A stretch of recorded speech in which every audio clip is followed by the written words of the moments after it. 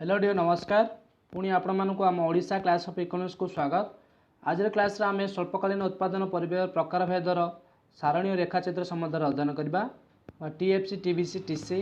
AFC ABC SC and MC यार सारणी रेखाचित्र संबंध अध्ययन करबा। या पूर्व आम मुख्यतः आमर क्या कहुए विभिन्न स्वल्पकालीन उत्पादन परिव्यय प्रकार भेदर क्या कहुए एवं तार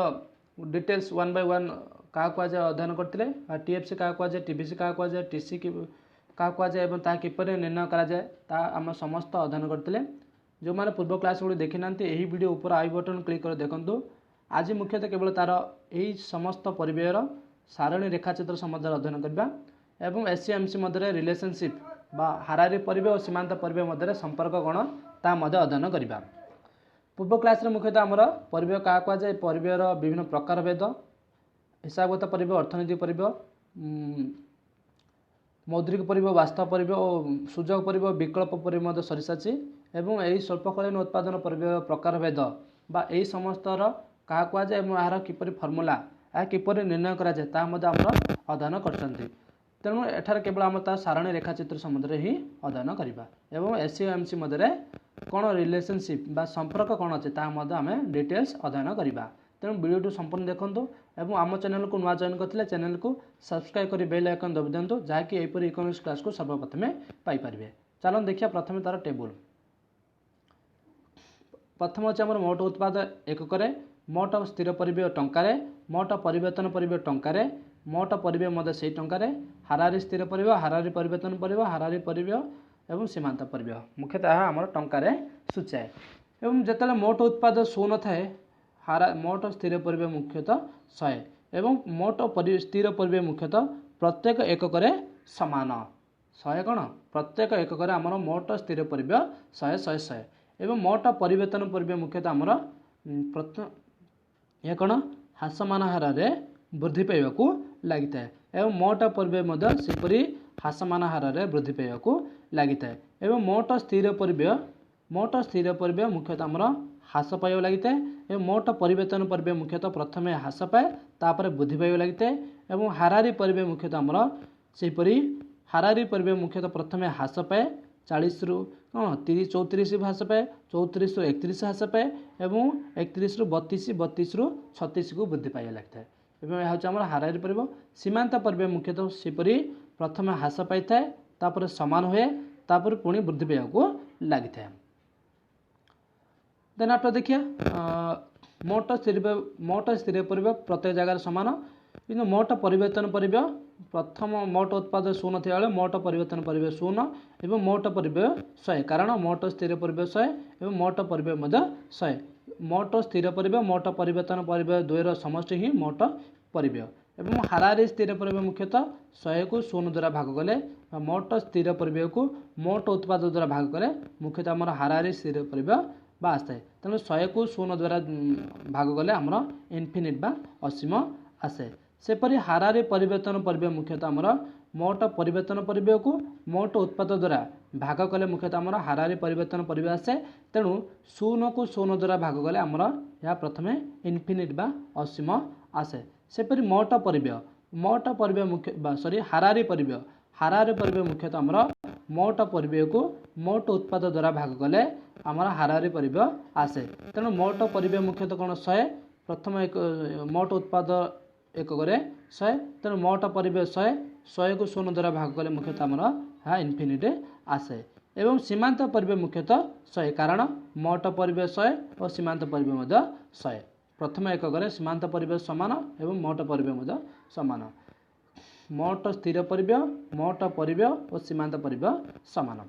एवं जिते मोट उत्पाद 0 1 को वृद्धि पाए से मोट स्थिर परिव्यय 100 आगा एवं मोट परिवर्तन परिव्यय 20 मोट परिव्यय मुख्यतः 120 कारण 100 को 120 मिसिल आमर मोट परिव्यय बा टोटाल कॉस्ट एवं हारारी स्थिर परिव्यय मुख्यतः 100 कारण 100 को 1 द्वारा भाग कले मुख्यतः आमर 100 आसे बा टीएफसी बाई क्यू बा आमर कौन आसे एएफसी एवं सेपरी आमर कौन हारारी परिव्यय 20 एवं हारारी परिव्यय मुख्यतः 100 हारारी परिवर्तन परिव्यय 20 एवं हारारी परिव्यय मुख्यतः 120 सीमांत परिव्यय 20 कारण सीमांत परिव्यय 120 कारण 120 को 100 मोट परिव्ययर वर्तमान एकक मोट परिव्ययर पूर्व एकक द्वारा आमर भाग कले माइनस कले कौन आसे आमर सीमांत परिव्यय तेणु 120 को 100 भाग माइनस कले केते आसीबो 20 तेणु आ आमर सीमांत परिव्यय एपरि जेतेले सप्तम एकक को पहुँचे सेतेले मोट स्थिर परिव्यय कौन समान एवं मोट परिवर्तन परिव्यय मुख्यतः ह्रासमान हार वृद्धि पाए एवं मोट परिव्यय मध्य ह्रासमान हार वृद्धि पाए केते 90 रु 190 रु 230 वृद्धि पाए एवं 230 रु 290 वृद्धि पाए एवं हारारी स्थिर परिव्यय मुख्यतः आमर ह्रास पाइबा को लगी था 20 रु 116 को ह्रास पाई था 16.7 एवं 16.7 रु 14.3 को ह्रास पाई था एवं हारारी परिवर्तन परिव्यय मुख्यतः आमर सेपरी ह्रास मध्य पाई था प्रथम 15 रु 14 ह्रास पाए पुणी 14 रु 15 वृद्धि पाए एवं पुणी 15 रु 18.6 एवं 23.7 प्रथम हारारी परिवर्तन परिव्यय ह्रास पाई था पुणी ताहा समान हुए ता सहित वृद्धि पाइबा लगी था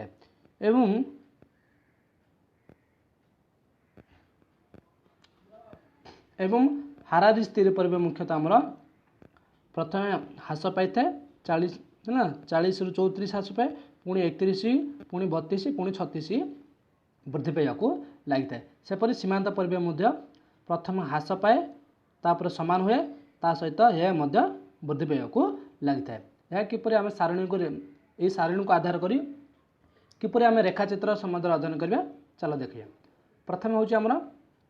टीएफसी टीबीसी और टीसी नहीं कि आमर प्रथम रेखाचित्र अनुधान करिया मुख्यतः ओ एक्स अक्षर आमर उत्पाद परिमाण सूचाए एवं ओ वाई अक्षर मुख्यतः आमर टीएफसी टीबीसी और टीसी को सूचाए टीएफसी मुख्यतः आमर आनुभूमिक बा हॉरिजॉन्टल कारण आमर एठारे स्थिर परिव्यय मुख्यतः आमर समान प्रत्येक जगह कौन 100 तेणु एठारे आमर स्थिर परिव्यय मुख्यतः मोट स्थिर परिव्यय मुख्यतः आमर आनुभूमिक बा समांतरालय आमर प्रत्येक जगह कौन 100 प्रत्येक जगह आमर से परिमाण 100 आम प्रत्येक जगह आमर मोट स्थिर परिव्यय मुख्यतः समान 100 तेणु एठारे मोट स्थिर परिव्यय आनुभूमिक एवं टीबीसी मुख्यतः आमर प्रथम कौन है ह्रासमान हार वृद्धि पाइबा लगे एवं सेपरि आमर टीसी कौन आमर ह्रासमान हार वृद्धि पाई था एवं टीसी मुख्यतः आमर कौन कौट स्टार्ट होता है 100 रु बा ए बिंदु आमर ये स्टार्ट हुए यह आमर टीएफसी टीबीसी और टीसी रेखाचित्र टीएफसी मुख्यतः आमर आनुभूमिक एवं टीबीसी मुख्यतः आमर ह्रासमान हार आमर 0 बिंदु आमर स्टार्ट हुए एवं टीसी मुख्यतः आमर ए बिंदु स्टार्ट हुए बा 100 यह मोट स्थिर परिव्यय 100 तेणु एठार ए बिंदु आमर टीसी आरंभ हुए एवं टीबीसी मुख्यतः आमर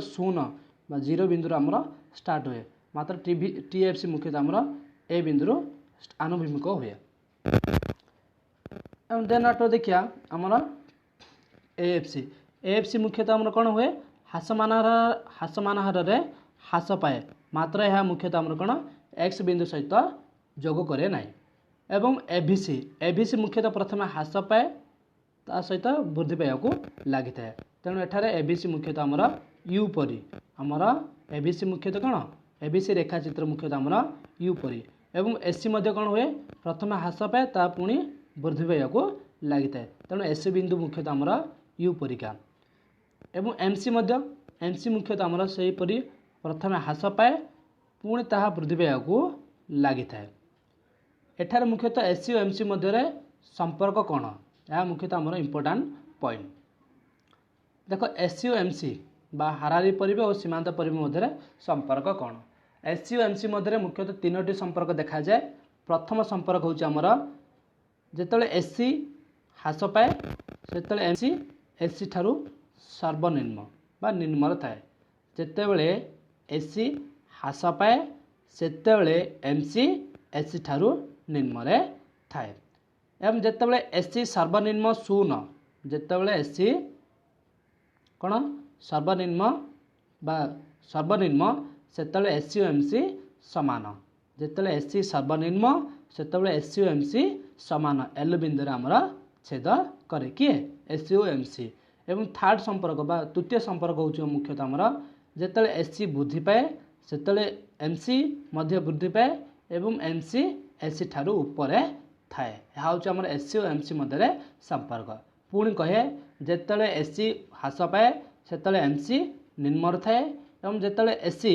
सर्वनिम्न से एमसी और एससी उभय समान एवं जिते एससी वृद्धि पाए से एमसी वृद्धि पाए मात्र एमसी एससी ठारू ऊपर थाए। यह हूँ आम एससी और एमसी मध्य संपर्क बा हाराहारी परिबेश और सीमांत परिबेश मध्य संपर्क। जदि कौन से डाउट था कमेंट सेक्शन में कमेंट करूँ